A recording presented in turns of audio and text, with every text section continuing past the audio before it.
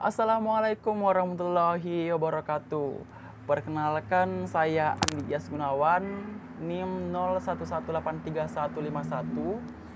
Saya dari program studi ekonomi syariah kelompok 6 semester 7. Nah, kali ini saya membuat video ini untuk memenuhi tugas final pada mata kuliah Ekonomi Moneter Islam.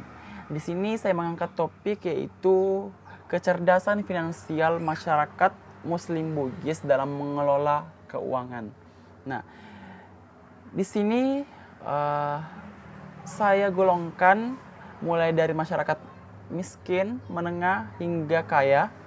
Nah, setelah saya melakukan observasi dan wawancara, yang pertama yaitu dari masyarakat Muslim Bugis tergolong pada miskin. Nah, di sana saya berkunjung ke desa Usa, tepatnya saya datang mengunjungi rumah seorang masyarakat Muslim Bugis kategori miskin. Di situ saya hanya lewat, cuman saya melihat bahwa ini kayaknya kayak kategori miskin karena melihat dari rumah kayu yang kayunya ya sudah hampir tidak layak. Nah, saya langsung bersama teman-teman langsung berkunjung, langsung turun, dan ya perkiraan saya tepat karena ia hanya tinggal di rumah itu saja tanpa adanya motor, kemudian sapi tidak ada, hanya rumah yang ia tinggali. Nah, di situ saya mulai wawancara seorang nenek, dan ia tinggal bersama seorang suami, namun suaminya pergi di sawah. Nah, saya bertanya kepada nenek tersebut, saya bertanya bahwa nenek tersebut memiliki aset atau tidak. Ia bilang, "Degagana, ia boleh membawa wonroy upunai." Itu dia bilang bahasa Bugisnya.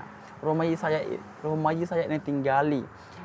Dia tegaga motorokna, dia tegaga sapina, tidak ada motor, tidak ada sapi, tidak ada harta, tidak ada aset.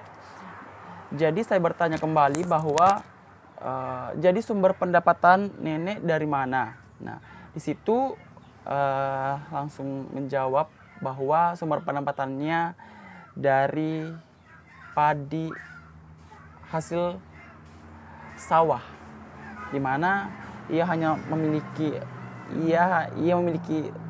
sawah, kemudian sepetak, kemudian ia jadikan sebagai sumber pendapatan tok saja, tidak ada sumber pendapatan lain. Ia mendapatkan uang dari hasil panen tersebut, kemudian ia simpan padi tersebut untuk memenuhi kebutuhan sehari-harinya. Jadi kalau misalkan ia ingin membeli kebutuhan sehari-hari sembako, misalkan minyak, ikan, dan lain sebagainya, ia hanya menjual padi yang ia miliki tersebut setelah panen. Nah, saya berpikir bahwa memang ini sudah dikategorikan miskin karena ia tidak memiliki sumber pendapatan lainnya, tidak memiliki pekerjaan, hanya sebagai petani, dan itu untuk dijual kembali jika membutuhkan uang. Nah, jadi itu jika ingin membeli sembako, ya langsung menjual padi. Ya jika ingin membayar listrik, ya hanya menjual padi. Nah, jadi saya kategorikan miskin tersebut. Kemudian jadi nenek tersebut tidak menyebutkan nominalnya berapa karena ia hanya berkira-kira menjual padi yang ia miliki untuk kebutuhannya, tidak ada harta lain. Jadi itulah kategori masyarakat miskin.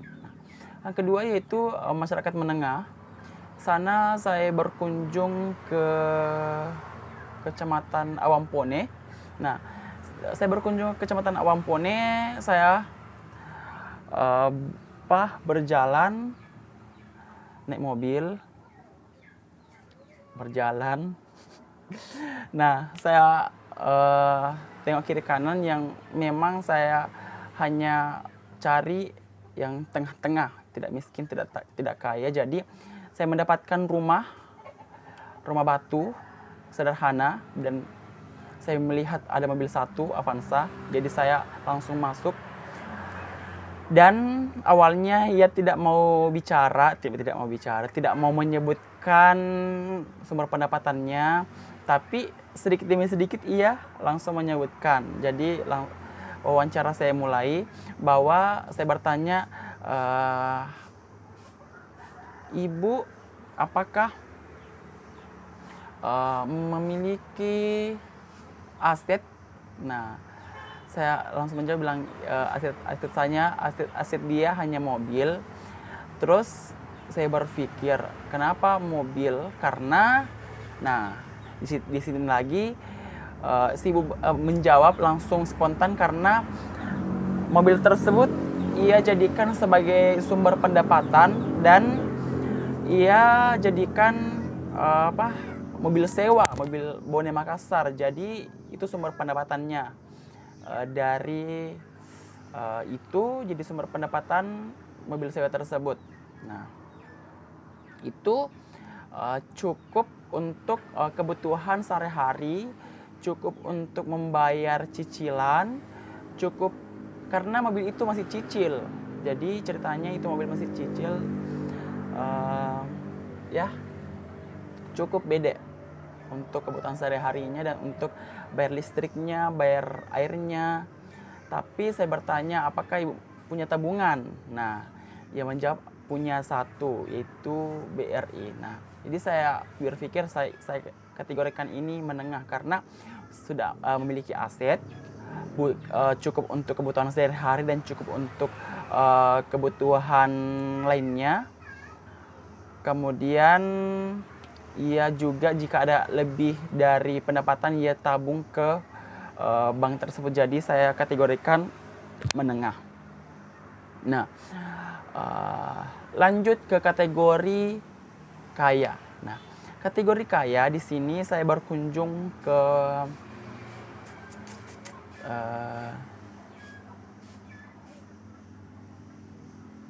di Pacing. Di Pacing. Di situ usaha songkoreca. Jadi saya berkunjung ke tempat itu, saya melihat dari luar ia memiliki mobil 2, kemudian mobil doser. Mobil doser itu mobil sawah, apa namanya itu ya. Pokoknya itu deh, itulah. Jadi saya langsung mewawancarainya. Itu sumber pendapatannya itu memang cukup banyak, enggak cukup banyak mentong. Jadi di situ katanya sumber pendapatan dari songkoreca itu harganya ya mahal, mulai dari 100 hingga 10 juta yang memang yang aslinya. Jadi ia tidak menyebutkan nominalnya berapa pendapatannya, tapi memang per minggu ia pulang balik Sengkang untuk mendistribusikan songkoreca. Nah, di situ saya kira ini sudah kategori kaya karena pendapatannya hingga 10 jutaan, 15 juta, 20 hingga 20 juta, masih bahkan lebih. Jadi itu juga kemudian ada juga mobil dasarnya dan rumahnya juga mewah, jadi kategori kaya nih intinya. Tapi tidak terlepas itu saya juga berkunjung ke rumah orang kaya di Palaka. Di situ saya lihat usaha kayu. Pokoknya di depan rumahnya itu full kayu semua. kayu yang dipotong-potong itu. Jadi di situ saya berkunjung, dia bilang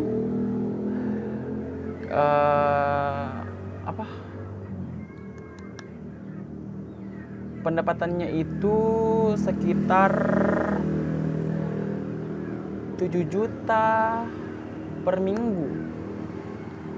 Nah, di situ saya langsung, banyak ini, banyak tahu lumayan ini 7 juta per minggu, terus kali satu bulan berapa.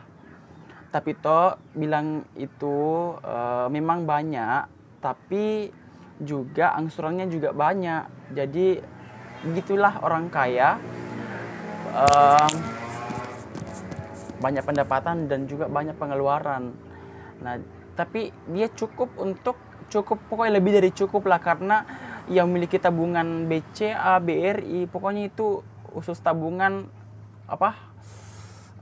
keuntungan. Jadi disitulah saya berpikir memang ini tergolong orang kaya. Nah, tibalah di penghujung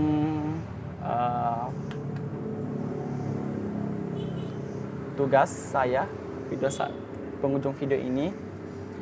Saya membuat video ini hanya menggambarkan hasil observasi dan wawancara saya yang terpenting mulai dari masyarakat miskin, menengah hingga kaya. Jadi saya buat ini hanya